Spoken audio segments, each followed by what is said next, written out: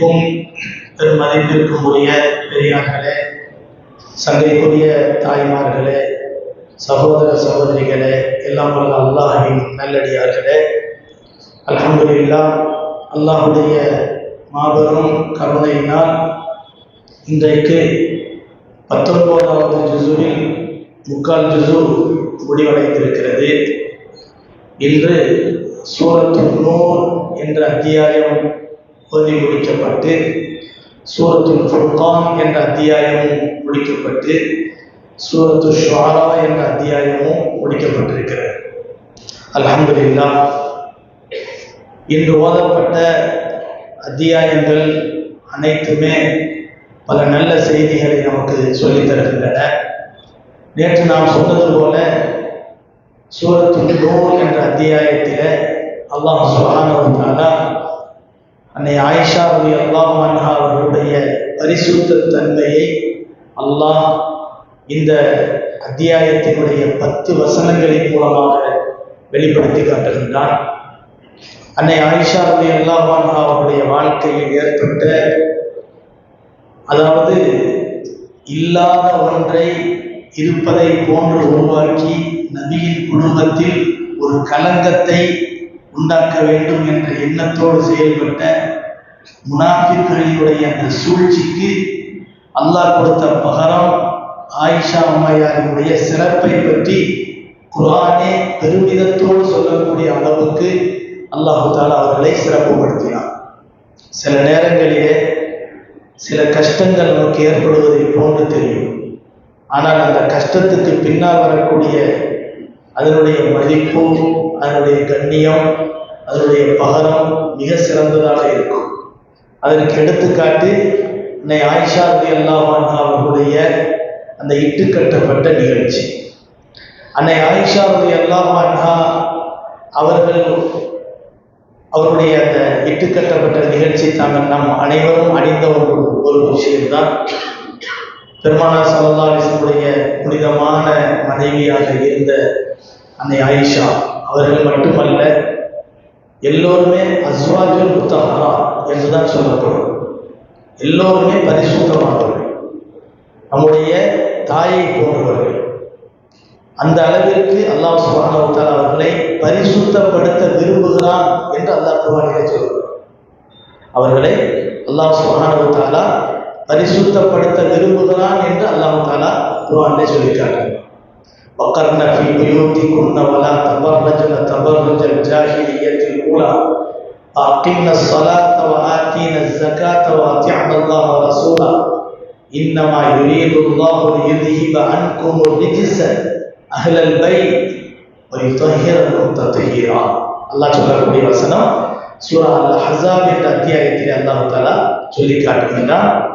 இன்னமா யுரீதுல்லாஹ், உங்களை அல்லாஹ் நாடுவதெல்லாம் லியுذஹிப அன்கும் ரிஜ்ஸ், உங்களுடைய நபியினுடைய குடும்பத்தினரே உங்களிடம் இருந்து அசுத்தங்களை நீக்கி வ யுதஹ்ஹிரக்கும் தத்ஹீரா, உங்களை பரிசுத்தப்படுத்த அல்லாஹ் நாடுகிறான் என்று அல்லாஹ் சொல்கிறான்.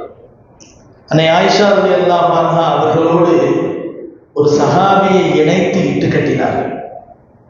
ஆனால் அதற்காக வேண்டி நபி அவர்கள் ஒருதலை பட்சமாக நடந்து கொள்ளவில்லை. தன் குடும்பம் என்பதற்காக வேண்டி அப்படியெல்லாம் இல்லை என்று சொல்லி வாதாடவில்லை. அல்லாஹ்வுடைய கையில் ஒப்படைச்சிடலாம். 50 நாள் கஷ்டப்படலாம். அவர்கள் ஓதிக்கிட்டு இருந்த விஷயம் தெரியுமா? ஹஸ்பி அல்லாஹு வ நிஅமல் வக்கீல். இது மட்டும்தான், எனக்கு அல்லாஹ் போதும், அவனே சிறந்த பாதுகாப்பு. இதை ஓதிக்கிட்டே இருக்கிறாங்க. 50 நாட்களுக்கு பிறகு அல்லாஹ் சுப்ஹானஹு வ தஆலா சூரத்துன் நூர் என்ற அத்தியாயத்தினுடைய அந்த இன்னல்லதீன ஜாஉ பில்-இஃப்கி உஸ்பத்தும் மின்கும் லா தஹ்ஸபு ஷர்ரன் லக்கும் பல் ஹுவ கைருல் லக்கும், இந்த மாதிரி இட்டுக்கட்டப்பட்ட நிகழ்ச்சியை கெட்டதுன்னு நினைக்காதீங்க, இது நல்லது அப்படின்னு அல்லாஹ் தஆலா சொல்றான். இன்னைக்கு நடந்துகிட்டு இருக்கக்கூடிய எத்தனையோ விஷயங்கள் நமக்கு கெட்டதா தெரியும். ஆனால் அதுக்கு பின்னால என்ன நன்மை இருக்குன்னு தெரியாது. கண்ணியமானவர்களே, அதுக்கு பின்னால் அந்த 10 வசனங்கள் அல்லாஹ் இறக்கி ஆயிஷா அம்மையாருடைய சிறப்பை அல்லாஹ் இன்னும் அதிகப்படுத்தும். இந்த அத்தியாயத்தில் ஆரம்பிச்சது முதலே விபச்சாரம் செய்யக்கூடாது, விபச்சாரம் செய்தால் கல்லால் அடிக்கப்பட வேண்டும், கசையடி கொடுக்கப்பட வேண்டும், இட்டு கட்டியவர்களுக்கு என்ன தண்டனை. அதுக்கு பின்னால் அல்லாஹ் தஆலா இந்த மோசமான காரியத்தை செய்யக்கூடியவர்கள் இருக்கிறார்களே, அவர்கள் மோசமானவர்களுக்குத்தான் ஜோடியாக இருக்க வேண்டும். அல் ஹபீஸாத்து லில் ஹபீஸீன வல் ஹபீஸூன லில் ஹபீஸாத் வத்-தய்யிபாத்து லித்-தய்யிபீன வத்-தய்யிபூன லித்-தய்யிபாத் உலாயிக முபர்ரஊன மிம்மா யகூலூன் லஹும் மக்ஃபிரத்துன் வ ரிஸ்குன் கரீம். அசுத்தமான பெண்கள் அசுத்தமான ஆண்களுக்கு ஜோடிகள், பரிசுத்தமான அசுத்தமான ஆண்கள் அசுத்தமான பெண்களுக்கு ஜோடிகள், பரிசுத்தமான பெண்கள் பரிசுத்தமான ஆண்களுக்கு ஜோடிகள், பரிசுத்தமான ஆண்கள் பரிசுத்தமான பெண்களுக்கு ஜோடிகள் என்று அல்லாஹ் தஆலா சொல்லி காட்டுகிறார். அதுக்கு பின்னால இந்த மாதிரியான மோசமான காரியங்கள் நடப்பதற்கு காரணமாக அமையக்கூடிய சில விஷயங்களை பற்றி அல்லாஹ் பேசுறான். அதுல ஒண்ணு என்ன தெரியுமா? நம்ம வீட்டுல திறந்த வீட்டுக்குள்ள ஏதோ நுழையிற மாதிரி நுழைஞ்சிருக்கு. அந்த தமிழ்ல பழமொழி சொல்லுவாங்கல்ல, திறந்த வீட்டுக்குள்ள ஏதோ நுழைஞ்ச மாதிரி நுழைஞ்சிருக்கு அப்படின்னு சொல்லுவாங்கல்ல. அது மார்க்கத்துல கூடாது. இது உண்மையிலேயே மார்க்கம் அதை திருவசனங்களின் மூலமாக கண்டிக்கிறது. ஒரு பெண்மணி, அன்சாரி பெண்மணி, நபிகள் நாயகம் ஸல்லல்லாஹு அலைஹி வஸல்லம் அவர்களிடத்திலே வந்தார்கள். யா ரசூலல்லாஹ், எனக்கு ரொம்ப கூச்சமான சுபாவம் எனக்கு இருக்கிறது. நான் என்னுடைய வீட்டில் உட்கார்ந்து இருக்கிறேன். அந்த நேரத்தில் யாராவது வீட்டுக்குள்ள வந்துடுறாங்க. வீட்டுக்குள்ள வந்தால் அவங்க தன்னுடைய தந்தையா இருக்கலாம், என் பிள்ளையா இருக்கலாம். ஆனால் என்னிடத்தில் வரக்கூடிய அந்த ஆண்கள் இருக்கிறாங்களே, அவர்கள் நான் எந்த நிலையில் இருக்கும்போது எந்த ஆணும் பார்க்கக்கூடாதுன்னு நினைக்கிறேனோ அந்த நிலையில இருக்கும்போது வந்துடுறாங்க. அதனால எனக்கு அது அவ்வளவு விருப்பம் இல்லை. என்னுடைய வீட்டுக்கு வரக்கூடியவங்க அனுமதி பெற்று உள்ள வந்தா நான் கொஞ்சம் என்னை சரி பண்ணிக்கிறேன். அதனால எனக்கு அது விருப்பம் இல்லாமல் இருக்கு யா ரசூலுல்லாஹ் அப்படின்னு சொன்ன உடனே அப்பதான் அல்லாஹ் சுப்ஹானஹு வ தஆலா அந்த ஆயத்தை இறக்குறான். சூரத்துல் நூர் என்ற அத்தியாயத்தில் 27வது வசனம். யா அய்யுஹல்லதீன ஆமனூ, விசுவாசிகளே, லா ததுகுலு புயூதன் கைர புயூதிக்கும் ஹத்தா தஸ்தஅனிசு வ துஸல்லிமு அலா அஹ்லிஹா ذالிகும் கைருல் லகும் லஅல்லகும் ததக்கரூன். விசுவாசிகளே, உங்கள் வீடு அல்லாத வீடுகளில் அனுமதி பெற்று சலாம் சொல்லியே தவிர நீங்கள் நுழைய வேண்டாம். அனுமதி பெறாமல் சலாம் சொல்லாமல் உள்ளே நுழைய வேண்டாம். யா அய்யுஹல்லதீன ஆமனூ லா ததுகுலு புயூதன் கைர புயூதிக்கும் ஹத்தா தஸ்தஅனிசு வ துஸல்லிமு அலா அஹ்லிஹா ذالிகும் கைருல் லகும். இது உங்களுக்கு ரொம்ப நல்லது அல்லாஹ் சொல்றான். இதை சொல்லிட்டு அல்லாஹ் என்ன சொல்றான்? ذالிகும் கைருல் லகும் லஅல்லகும் ததக்கரூன். இது உங்களுக்கு மிக நல்லது, நீங்கள் சிந்திக்க வேண்டாமா, நீங்கள் சிந்திக்க கூடும் என்று அல்லாஹ் தஆலா சொல்லி காட்டுகின்றான்.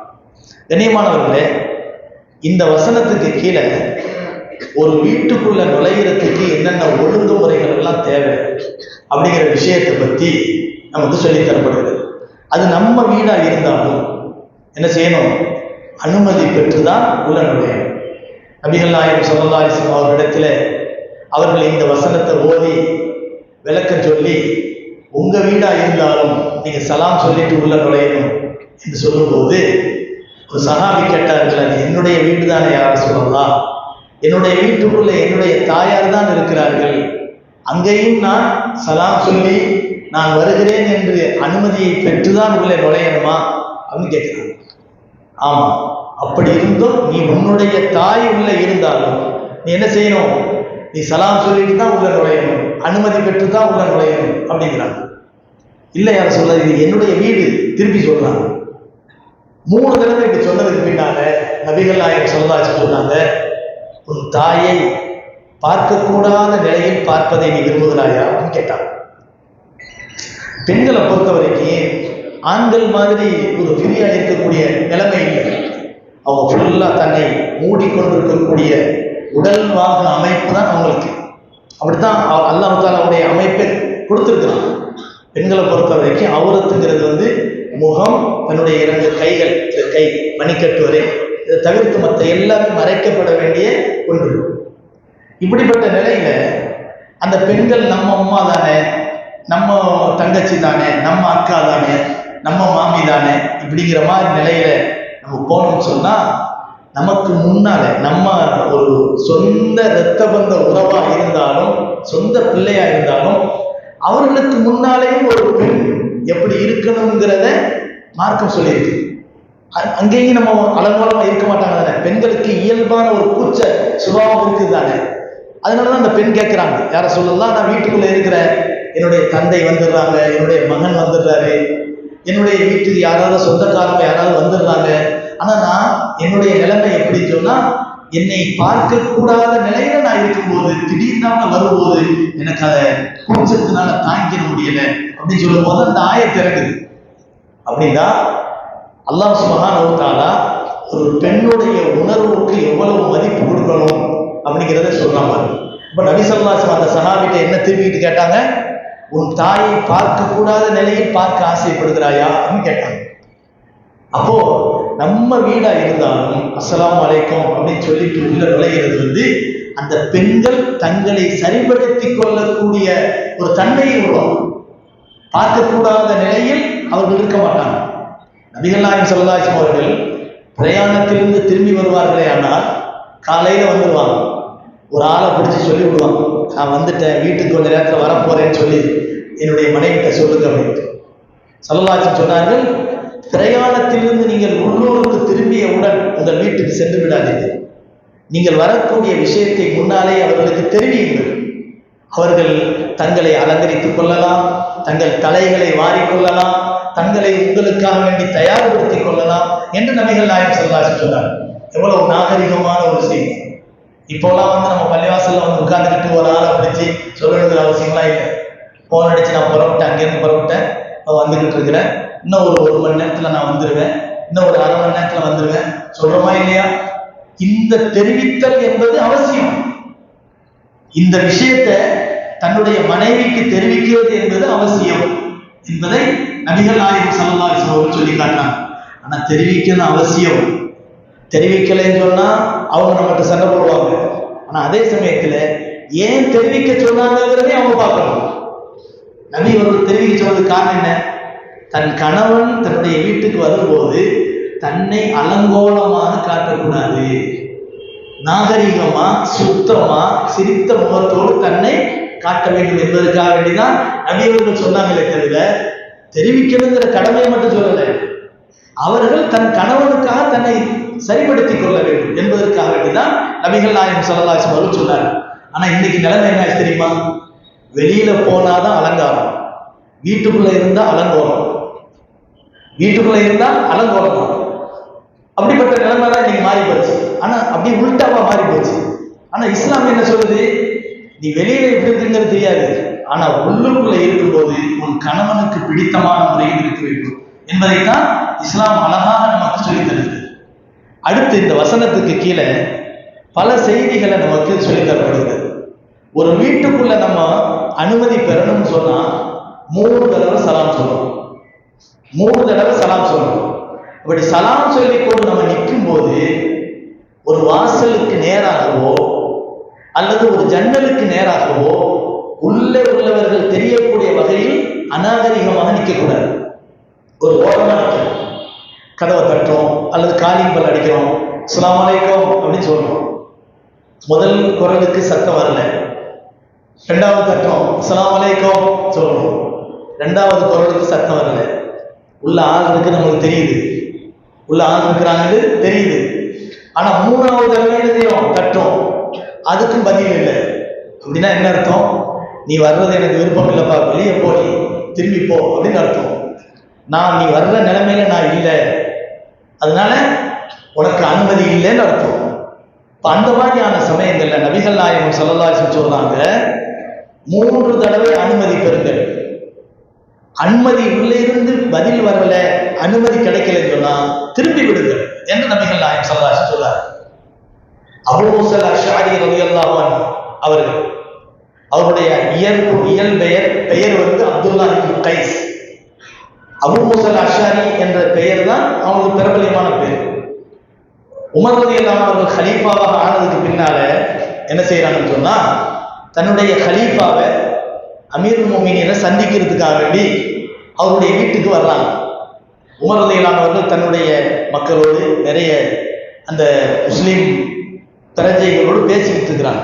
மக்களோடு பேசிக்கிட்டு இருக்கும்போது வெளியில இருந்து கதவை தட்டுறாங்க. அஸ்ஸலாமு அலைக்கும் அப்படின்னு சொல்றாங்க. பதில் இல்லை. ஒரு ரெண்டாவது தடவை அஸ்ஸலாமு அலைக்கும் அப்படின்னு நினைச்சாங்க. கதவை தட்டுறாங்க. பதில் இல்லை. மூணாவது தடவை அஸ்ஸலாமு அலைக்கும் கதவை தட்டுறாங்க. பதில் இல்லை.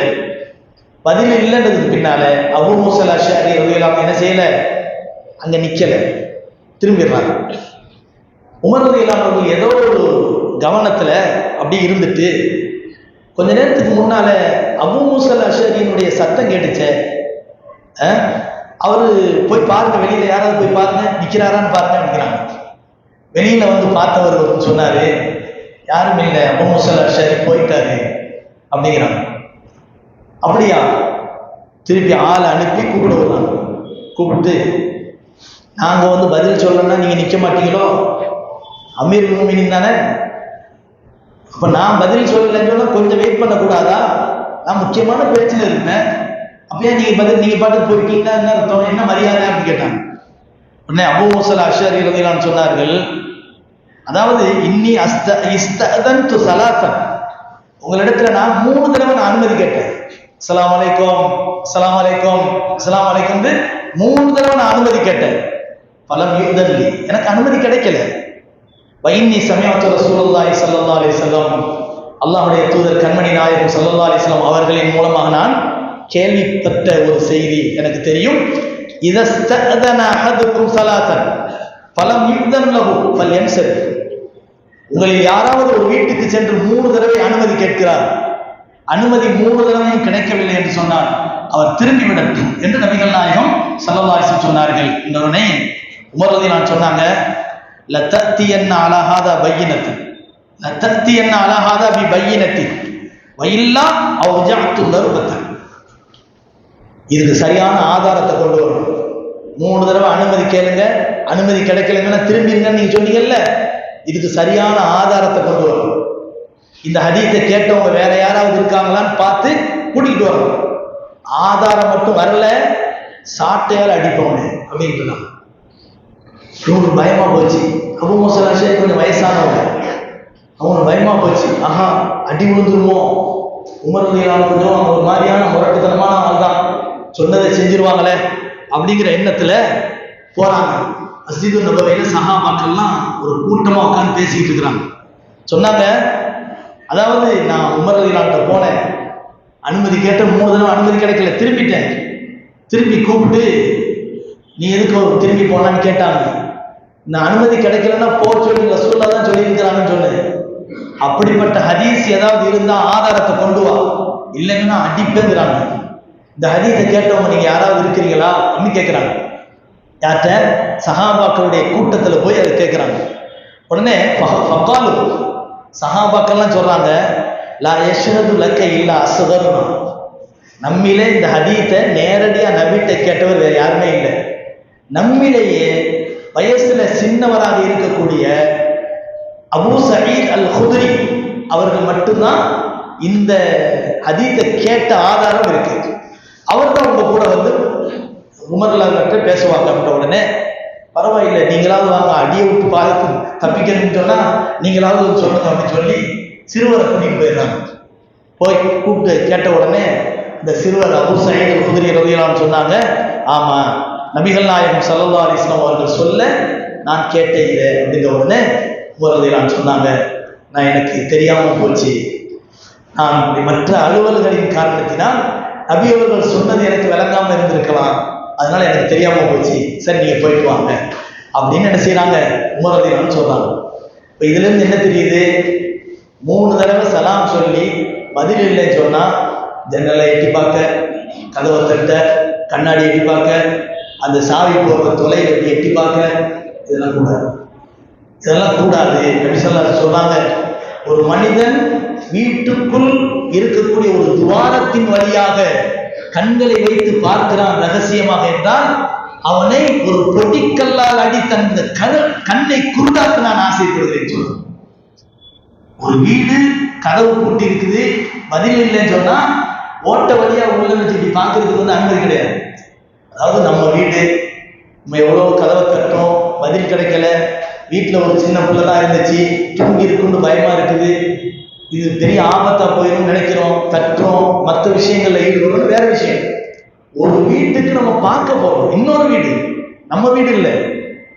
நம்ம வீடா இருந்தா நமக்கு வந்து அந்த மாதிரியான ஏற்பாடுகளை செய்யலாம், காரணம் சின்ன பிள்ளை உள்ள இருக்கு, வேற வழி இல்லை.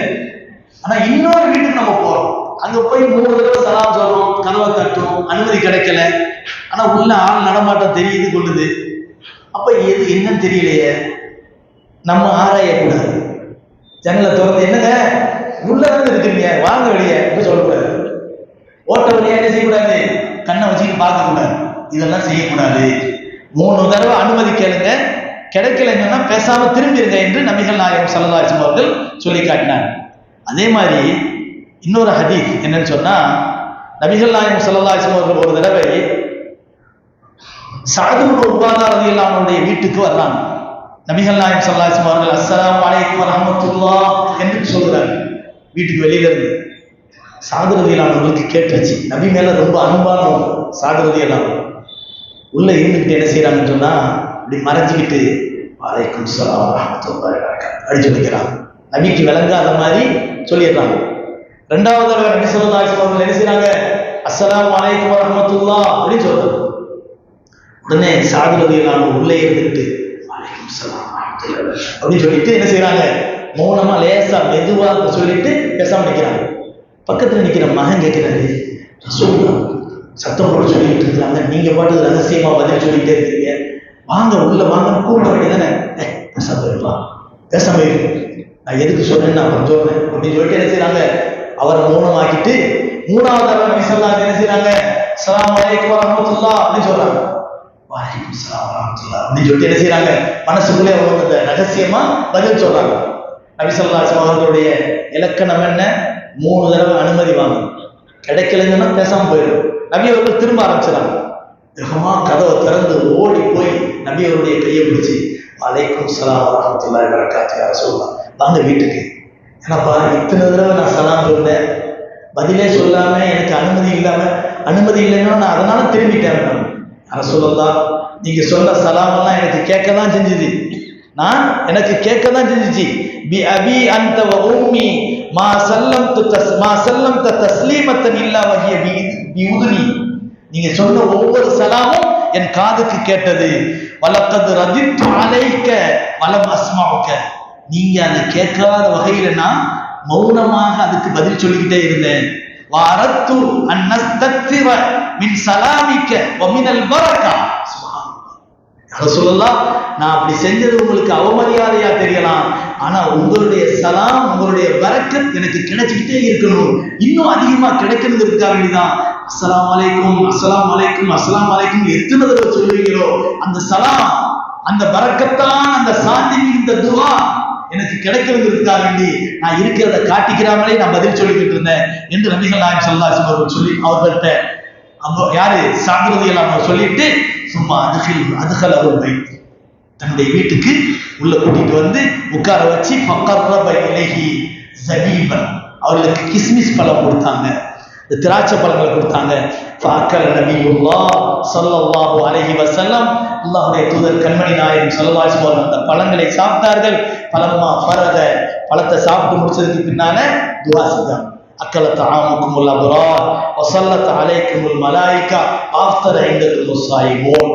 அல்லாஹ் உங்களுடைய உணவை நல்லோர்களை சாப்பிட வைப்பானாக. 2வது துஆ, மலக்குமார்கள் உங்களுக்காக அருள் வேண்டி துஆ செய்வார்களாக. 3வது ஆஃப்தர இந்தக்குமுஸ் ஸாயிமூன், நோன்பாளிகள் உங்கள் வீட்டில் நோன்பு திறப்பார்களாக. இந்த 3 துஆக்களையும் நபிகள் நாயகம் ஸல்லல்லாஹு அலைஹி வஸல்லம் அவர்கள் கேட்டார்கள். கேட்டுட்டு அதே மாதிரி இன்னொரு ஹதீஸ்ல வருது, நபி அவர்கள் இப்படியும் துஆ செஞ்சாங்க, அல்லாஹும்ம ஜஅல் ஸலாத்தக வ ரஹ்மத்தக அலா ஆலி சஅத் இப்னு உபாதா. யா அல்லாஹ், சஅத் இப்னு உபாதாவினுடைய குடும்பத்தாருக்கு உன்னுடைய ரஹ்மத்தையும் உன்னுடைய பரக்கத்தையும் உண்டாக்கி கொடுப்பாயாக என்று நபிகள் நாயகம் ஸல்லல்லாஹு அலைஹி வஸல்லம் அவர்கள் துஆ செய்தார்கள் என்பதாக நபிகள் நாயகம் ஸல்லல்லாஹு அலைஹி வஸல்லம் உடைய விஷயத்துல சஅத் ரலியல்லாஹு அன்ஹு அறிவிக்கிறார். அதுக்கு பின்னால நபி அவர்களுக்கு கொடுத்த ஒரு மரியாதை, நபி அவர்கள் எல்லாம் பேசி முடிச்சுட்டு சாப்பிட்டுட்டு வெளியே கிளம்ப போற நேரத்துல கோவேறு கழுதையை கொண்டு முன்னால நிறுத்தி இதுல போங்க யாரும் சொல்லலாம் அப்படிங்கிறாங்க. தன்னுடைய மகன் கைஸ் ரலியல்லாஹு அவர்களை பார்த்து சொன்னாங்க, நபி அவர்கள் மேலே ஏறி உட்கார்ந்து போவாங்க, நீ என்ன செய்ய கீழேயே நடந்தே போய் நபி அவர்களை வீட்டுல விட்டுட்டு வரணும் அப்படிங்கிறாங்க. ஸல்லல்லாஹு அலைஹி அவர்கள் சொன்னார்கள், கைசே உருக்கு, என் கூட பின்னால் உட்காரு அப்படிங்கிறாங்க.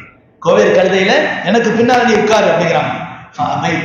எனக்கு நபி அவர்களுக்கு பக்கத்துல உட்கார்றதுக்கு அவமரியாதையா தெரிஞ்சது, அதனால நான் மறுத்துட்டேன். பக்கால ஸல்லல்லாஹு அலைஹி சொன்னார்கள், இம்மான் தர்க்கும் இம்மான் தஸ்ரி, ஒண்ணு என் பின்னால உட்கார்ந்து வா, இல்லைங்கன்னா திரும்பி வீட்டுக்கு போ. நீ நடக்க நான் மேலே ஏறி உட்கார்ந்து வர்றது அவ்வளவு முறையில் போ அப்படின்றான்.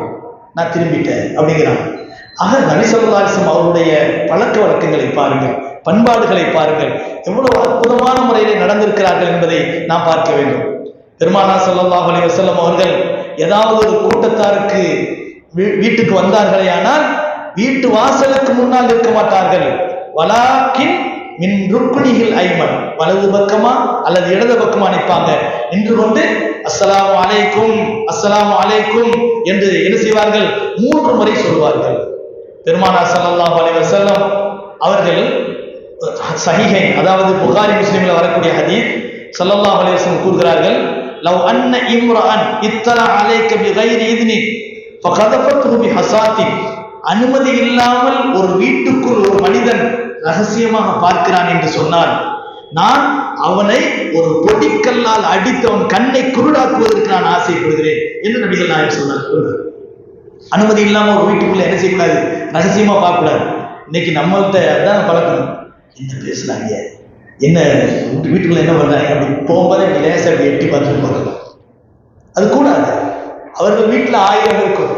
சில பேருக்கு அது அல்வா சாப்பிடுறதை விட ருசியா இருக்கும். அடுத்தவங்களுடைய வீட்டுல என்ன நடக்குது, அடுத்தவங்க வீட்டுல என்ன பேசுறாங்க அப்படிங்கிறத தெரிஞ்சுக்கிறது இருக்குது. அல்வா சாப்பிடுறதை விட ரொம்ப இன்பமா இருக்கும். அதெல்லாம் கூடாது அப்படின்னு நபிகள் நாயகம் ஸல்லல்லாஹு அலைஹி வஸல்லம் அவர்கள் சொல்லி காட்டுறாங்க. ரசூலுல்லாஹி ஸல்லல்லாஹு அலைஹி வஸல்லம் அவர்களிடத்துல சஃப்வான் இப்னு உமையா, மக்கா நகரத்தினுடைய ஒரு பெரிய ஒரு அறிவாளி, உயர் குடும்பத்தை சார்ந்தவர், ஃபத்ஹ் மக்காவினுடைய சமயத்துல முஸ்லிமானவர்கள் அவரும் ஒருத்தர். அவர் தன்னுடைய வேலைக்காரரை அனுப்பி வைக்கிறார். ஸல்லல்லாஹு அலைஹி வஸல்லம் அவர்கள் என்ன செய்றாங்க? ஒரு உயர்ந்த இடத்துல உட்கார்ந்து இருக்கிறாங்க. வந்தாரு, வந்து அனுமதி இல்லாமலே நபி அவர்கிட்ட வந்துட்டார். ஸல்லல்லாஹு அலைஹி வஸல்லம் சொன்னாங்க, இர்ஜி, போ, வெளியே போய் அஸ்ஸலாமு அலைக்கும்னு சொல்லு, அதுகுல், நான் நுழையட்டுமா அப்படின்னு கேளு, அதுக்கு பின்னால வா அப்படிங்கிறாங்க. அதே மாதிரி போனாரு. அஸ்ஸலாமு அலைக்கும் ரசூலுல்லாஹ், அலைக்கும் ஸலாம், நான் வரலாமா அப்படின்னு கேட்கிறாங்க. வாங்க அப்படிங்கிறாங்க. இது இஸ்லாமிய முறை. ஆனா இன்னைக்கு மற்ற ஆபீஸ்கள்ல அது வந்து பயன்படுத்தப்படுது. இந்த நன்றி விஷயம், இந்த மாதிரியான பர்மிஷன் கேட்கக்கூடிய விஷயம், இதெல்லாம் வந்து இஸ்லாத்துல சொல்லப்பட்ட பண்பாடுகள். நீங்க நிறைய பழக்கங்களை பாருங்களேன். அதாவது டைனிங் டேபிள்ல வந்து உட்கார்றான் ஒரு வெள்ளைக்காரன் வந்து உட்கார்ந்த உடனே அவன் கடமை, ஒரு சர்வர் அவன் வந்து பணியாற்றுவது அவனுடைய கடமை. அவன் என்ன செய்யறான்? ஒரு தண்ணியை கொண்டு வந்து வைக்கிறான். கொண்டு வந்து வச்ச உடனே இந்த வெள்ளைக்காரனுடைய பழக்கம் என்ன? தேங்க்யூ அப்படிங்கிறான். அவன் தேங்க்யூ சொல்லணுமா? நன்றி சொல்லணுமா? அவன் வேலைக்காரன், அவன் செய்யணும். ஆனா பண்பை பாருங்க, எவ்வளவு அழகான பண்பாடு. நல்ல பழக்கம் யார்கிட்ட இருந்தாலும் அதை புகழ்ந்து பேசணும், அதை எடுத்துக்கலாம். என்னன்னா இஸ்லாம் சொல்லக்கூடிய பண்பாடு நன்றி தெரிவிக்கணும், அனுமதி பெறுறது. கம்மி, நான் வரலாமா கேட்கிறான். ஆபீஸ்ல இருந்து என்ன செய்யறான்? தட்டிட்டு நான் வரலாமா அப்படிங்கிறான். அழகா இந்த அனுமதி பெறக்கூடிய பழக்கம் இஸ்லாம் சொல்லி தரக்கூடிய பழக்கம். இது மாதிரியான நன்றி செலுத்துதல். அதே மாதிரி இந்த கொரோனா சமயத்துலதான் போட்டோவா போட்டிருந்தாங்க நிறைய. கையை எப்படி கழுவணும், இப்படி கழுவணும், இந்த உள்ளங்கள் இப்படி தேய்க்கணும். இதெல்லாம் வந்து இந்த சுகாதார அடிப்படையில் சொல்லப்பட்ட, இந்த அரசாங்கத்தின் மூலமாக சொல்லப்பட்ட இந்த சுகாதாரத்தினுடைய இந்த சுத்தம் இருக்குது. இஸ்லாம் சொல்லக்கூடிய முறை. இஸ்லாம் கைகளை கழுவும் போது விரல் இடுக்குகளிலே விரலை விட்டு நீங்கள் தேய்த்து கழுவுங்கள் என்று ஹதீஸ்ல வருது. ஸல்லல்லாஹு அலைஹி சொல்லக்கூடிய முறை. இந்த மாதிரி நிறைய விஷயங்களை, ஏதோ ஒரு நல்ல பழக்கம், நாகரிகமான பழக்கம்னு நம்ம சொல்றோமோ அதெல்லாம் இஸ்லாம் நமக்கு சொல்லித்தரக்கூடிய ஒரு விஷயம். நபிகள் நாயகம் ஸல்லல்லாஹு அலைஹி வஸல்லம் அவர்களிடத்துல இந்த மாதிரியான பல செய்திகள் நமக்கு இருக்கின்றன. நபி அவர்களிடத்துல ஒரு மனிதர் வருகிறார், சலாம் சொல்லாமல் வந்து வெளியில நின்று நான் வரலாமா கேட்கிறாரு. உடனே நபி ஸல்லல்லாஹு அலைஹி வஸல்லம் தன்னுடைய வேலைக்காரர்கிட்ட சொல்லி அனுப்புறாங்க, உள்ள நுழைகிறதுக்கு எப்படி அனுமதி வாங்கணும் அவனுக்கு கற்றுக் கொடுப்போம். அல்லிம், அவர் கற்றுக் கொடு. போய் அஸ்ஸலாமு அலைக்கும் முதல்ல சொல்லணும், நான் வரலாமான்னு கேட்கணும், அதுக்கு பின்னால் உள்ள வரணும் என்று நபிகள் சொன்னார். நபிகள் நாயகம் ஸல்லல்லாஹு அலைஹி வஸல்லம் ஒரு இடத்துல ஜாபீர் ரலியல்லாஹு வர்றாங்க, அஸ்ஸலாமு அலைக்கும் அப்படிங்கிறாங்க. யார் நீங்க? நான் தான் அப்படிங்கிறாங்க. உடனே நபி ஸல்லல்லாஹு அலைஹி வஸல்லம் நான் தான், நீ யாரு அப்படின்னு கேட்கிறாங்க. நான் தான் யாரை சொல்லலாம் அப்படிங்கிறாங்க. நம்ம அப்படித்தான் சொல்லுவோம், நான் தான் நான் தான். உடனே நபி அவர்கள் அதை நிறுப்பதை போன்று அன மண் அப்படிங்கிறாங்க. நான் யாரு அப்படின்னு கேட்கிறாங்க. ஸல்லல்லாஹு அலைஹி வஸல்லம் அவர்கள் கூப்பிட்டு சொன்னாங்க, நான் சொல்லாது, உன் பேரை சொல்லு, உன் பேரை சொல்லு அப்படிங்கிறாங்க. இப்படி பல விஷயங்கள். அதுக்கு அடுத்த வசனங்கள்ல அல்லாஹ் சுப்ஹானஹு வ தஆலா விபச்சாரத்தை தூண்டக்கூடியது முதல் உறுப்பு பார்வை. பார்வை தான் ரசிக்குது. அதுக்கு பின்னால்தான் அந்த கேடுகட்ட தன்மைகள் அந்த மனிதனிடத்திலே ஊடுருவுகின்றன. எனவே அந்த பார்வையை தாழ்த்துமாறு நம்ம என்ன நினைக்கிறோம்? பொம்புலன்னா அடக்கமா இருக்கணும், அடக்க ஒடுக்கமா இருக்கணும், கற்புங்கிறது பெண்களுக்கு மட்டுமே இருக்கிறது போன்ற நம்ம என்ன செய்யறோம் நினைக்கிறோம். இல்ல, அல்லாஹ் இந்த விஷயத்தை பேசும்போது ஆண்களை தான் முதல்ல சொன்னோம். குல்லில் முஃமினீன யகுது மின் அப்சாரிஹிம் வ யஹ்ஃபது ஃபுரூஜஹும் ذلك அஸ்கா லஹும் இன்னல்லாஹ கபீரும் பிமா தஸ்னஊன். அல்லாஹ் சொல்றான், நபியே கூறுவீராக, லில் முஃமினீன, முஃமினான ஆண்களுக்கு சொல்வீர்களாக, யகுது மின் அப்சாரிஹிம் வ யஹ்ஃபது ஃபுரூஜஹும், தன் பார்வையை தாழ்த்திக் கொள்ளட்டும், தன்னுடைய மர்மஸ்தானங்களை பரிசுத்தமாக வைத்துக் கொள்ளட்டும். வ யஹ்ஃபது ஃபுரூஜஹும் ذلك அஸ்கா லஹும், இது அவர்களுக்கு பரிசுத்தமானது, இது அவர்களுக்கு தூய்மையை தரக்கூடியது. இன்னல்லாஹ் கபீரும் பிமா யஸ்னஊன், என்ன மறைவா செஞ்சாலும் அல்லாஹ் அதனை அறிந்தவனாக இருக்கிறான் என்று அல்லாஹ் சொன்னான். அதுக்கு அடுத்துதான் வக்குல்லில் முஃமினாத்தி யகுதுன்ன மின் அப்சாரிஹின்ன வ யஹ்ஃபதுன, ஒரு நீண்ட வசனத்தின் மூலமாக ஒரு பெண் யார் யாருக்கு முன்னால எப்படி நிக்கலாம் அப்படிங்கிற விஷயத்தெல்லாம் அல்லாஹ் சொன்னான். தந்தை, பிள்ளை, இவங்களுக்கு முன்னால் நீ சாதாரணமா நிக்கலாம், ஆனா இது மாதிரியான இரத்த பந்த உறவு அல்லாதவர்களுக்கு முன்னால நீ நிற்கும் போது அதுக்கு ஒரு பேணுதல் தேவை, உன்னை மறைத்து நிற்கணும் அப்படிங்கிற விஷயத்தை அல்லாஹ் தெளிவா சொல்றோம். கண்ணியமானவர்களே, பார்வை என்பது மிக முக்கியமானது. ஆரம்பத்துல நம்ம சொன்ன அந்த குல்லில் முஃமினீன யகுது மின் அப்சாரிஹிம், அதை பத்தி நபி ஸல்லல்லாஹு அலைஹி வஸல்லம் சொல்றார்கள், இய்யாக்கும் அத்துருக், பாதைகளிலே நடமாடுவதை விட்டு, பாதைகளிலே நீங்கள் நின்று கொண்டு அடுத்தவர்களுக்கு இடைஞ்சலாக இருப்பதை விட்டு உங்களை நான் எச்சரிக்கிறேன் அப்படிங்கிறாங்க. இன்னைக்கு நடமாட முடியல, பெண்கள் அந்த பக்கம் போக முடியல.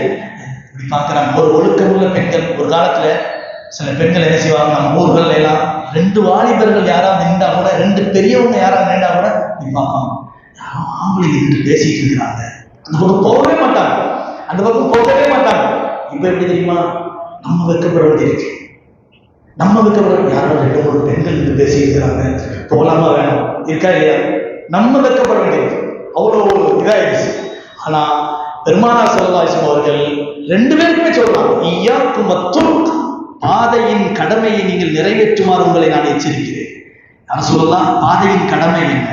நபிகள் நாயகம் ஸல்லல்லாஹு அலைஹி வஸல்லம் சொன்னார்கள், வருவோர் போவருக்கு இடைஞ்சல் இல்லாமல் இருக்க வேண்டும், நன்மையான விஷயங்களுக்கு தூண்டுகோலாக இருக்க வேண்டும், தீய விஷயங்களை விட்டும் தடுக்கக்கூடியவர்களாக இருக்க வேண்டும், அடுத்தவர்கள் வருவோர் போவோருக்கு தடங்கள் இல்லாதவாறு இருக்க வேண்டும் என்று நபிகள் நாயகம் ஸல்லல்லாஹு அலைஹி வஸல்லம் பல விஷயங்கள்லாம் வந்து சொல்லித்தரார். அதனால இதையும் நம்முடைய ஒழுக்கம் சார்ந்த விஷயமாக நம்முடைய கவனத்திலே கொண்டு செயல்பட வேண்டும். அல்லாஹ் சுப்ஹானஹு வ தஆலா ஒவ்வொரு காரியத்தையும் இஸ்லாம் எந்த அமைப்பில் நமக்கு சொல்லி தந்திருக்கிறதோ அதை பேணி நடக்கக்கூடிய பெரும்பாக்கியத்தை நம் அனைவருக்கும் அல்லாஹ் தந்தார் புரிவானாக. வாஹிர் தாவானா அனில் ஹம்துலில்லாஹி ரப்பில் ஆலமீன். அஸ்ஸலாமு அலைக்கும் வரஹ்மத்துல்லாஹி வ பரகாத்துஹு.